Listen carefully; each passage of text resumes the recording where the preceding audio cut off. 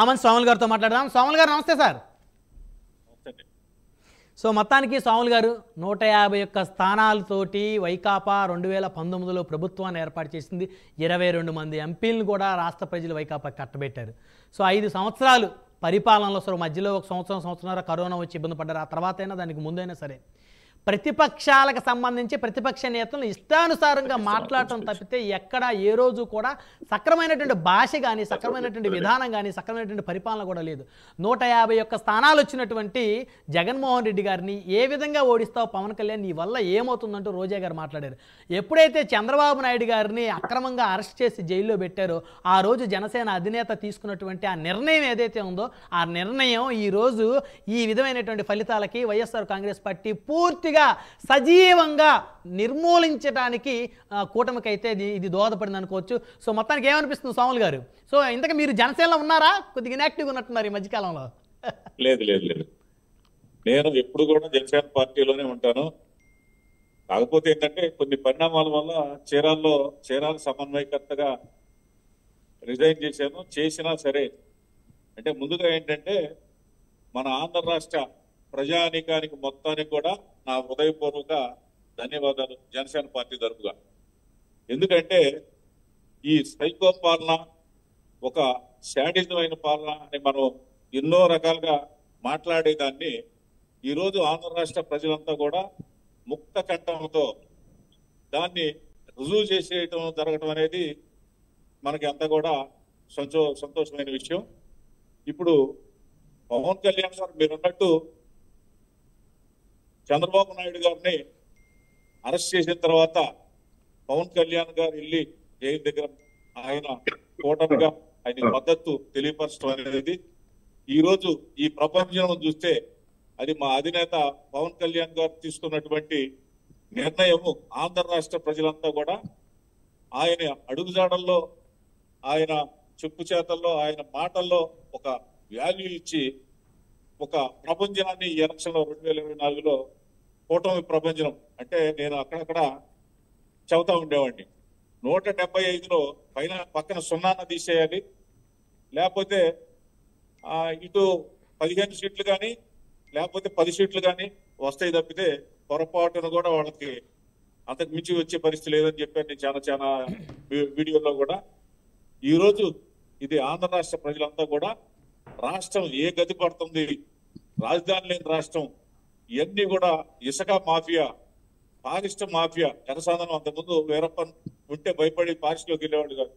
ఈ రోజు పారిశ్రమ అధికారులను అడ్డం పెట్టుకొని అక్రమంగా ఎక్కడ కూడా మా గవర్నమెంట్ తరపుగా పాటలు లేకుండా అసలు జనసాధనం అనేది ఎక్కడ నామరూపాలు లేకుండా చేయొచ్చు. లేకపోతే ఇట్లాంటి కొన్ని వందల రకాలైన ప్రభుత్వ అధికార పరంగా ఉన్న లోపాలని జనమంతా కూడా పసిగట్టి ఖచ్చితంగా ఎలక్షన్ నాటికి వీళ్ళు ఎంత డబ్బిచ్చి ఎంత మందిచ్చి ఎన్ని రకాలైన ప్రలోభాలకి గురి చేయాలని చూసినా సరే జనం ఖచ్చితంగా తెలుసుకుంటారు. జనానికి ఖచ్చితంగా నీతి నిజాయితీకే పట్టం కడతారు అనే దానికే ఈ ఎలక్షన్ మనకి ఉదాహరణగా కనిపించింది. ఇది ఈ రకమైన శుభవాతావరణానికి రావడానికి చేసినటువంటి ఆంధ్ర రాష్ట్ర ప్రజానికానికి మరొకసారి మళ్ళీ నేను హృదయపూర్వక ధన్యవాదాలు మా జనసేన పార్టీగా తెలియపరుస్తున్నానండి. సంబంధించి కూటమి క్లీన్ స్వీప్ చేస్తుందని అనుకోవచ్చా? ఫైనల్ గా రౌండ్కి వచ్చేసరికి 100కి 100% అనుకోవచ్చండి. సో ప్రకాశం జిల్లాలో వైసీపీకి సంబంధించి 1-2 నియోజకవర్గాలు వైసీపీ ఎడ్జున్నట్టయితే కనపడతా ఉంది. సో మిగతా ఎక్కడైతే ఈ ఒంగోలు లాంటి అసెంబ్లీ స్థానాల్లో కూడా కూటమే లీడింగ్లో ఉన్న పరిస్థితి ఉంది.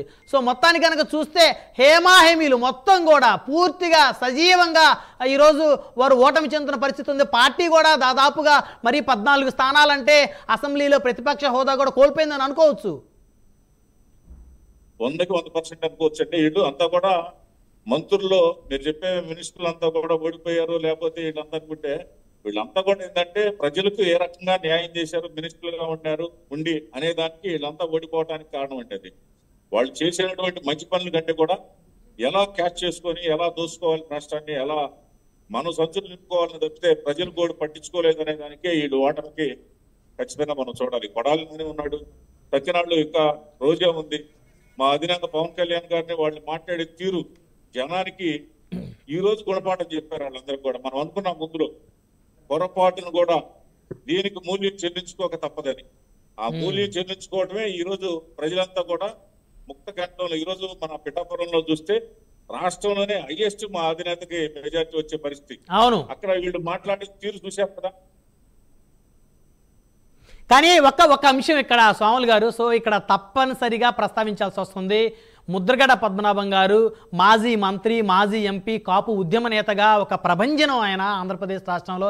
కానీ రాజకీయాల్లో కాస్త వెనకబడ్డారని చెప్పుకోవచ్చు. మీకు కూడా అత్యంత సన్నిహితుడిగా ఉన్నారు ముద్రగడ పద్మనాభం గారు. కానీ ఆయన ఎందుకు చివరికి వచ్చేసరికి పవన్ కళ్యాణ్ గారిని ఓడిస్తాను, పిఠాపురంలో ఓడించకపోతే నా పేరు ముద్రగడ పద్మనాభ రెడ్డిగా మార్చుకుంటా అని చెప్పేసి మాట్లాడారు. సో ఇప్పుడు మరి ఏంటి పరిస్థితి ఏంటి స్వాములు గారు? నేను గత వీడియోలో కూడా చెప్పానండి, పిఠాపురంలో పవన్ కళ్యాణ్ గారికి ఈయన వ్యతిరేకంగా వెళ్తున్నారంటే మా పవన్ కళ్యాణ్ గారికి మేలు చేయడానికి, కొంచెం ఎక్కువ మేలు చేయడానికి వెళ్ళడం తప్పితే ఆయన వల్ల అక్కడ తెగేదేం లేదని కూడా చెప్పడం జరిగింది.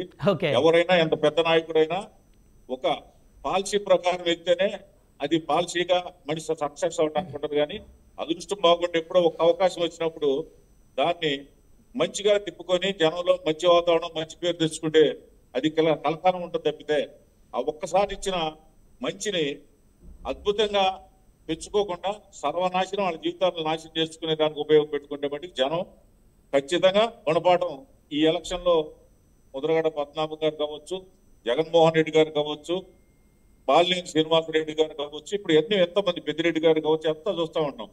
వీళ్ళంతా కూడా ఏంటంటే జనం ఒక అవకాశం ఇచ్చారు, మంచి పరిపాలన అందిస్తారు, మా నాయకులుగా ఉండి ఎంతో చేస్తారంటే వీళ్ళ దురాఘాతానికి జనం ఇచ్చే గిఫ్ట్ ఈ ఎలక్షన్.